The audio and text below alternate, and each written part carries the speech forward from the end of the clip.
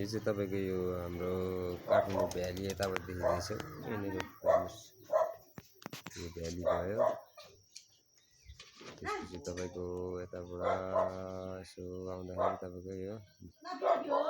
डाँडा चाहिँ बुरुन्चुली भन्छ बुरुन्चुलीतिर घुम्न आएको थिएँ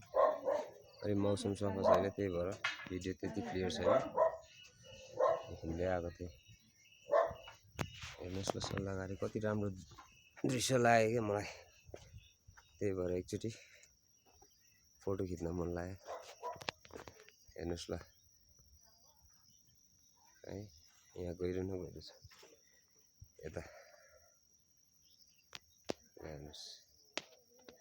यहाँबाट काठमाडौँ भ्याली पर देख्दैछ यो यहाँ अलिअलि सेतो सेतो डाँडाबाट तपाईँले उता हेर्नुभयो भने सेतो सेतो सबै भ्याली हो यो हेर्नुहोस् क्या दामी देखेछ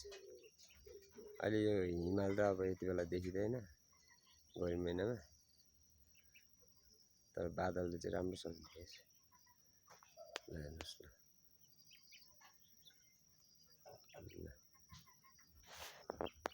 हस् त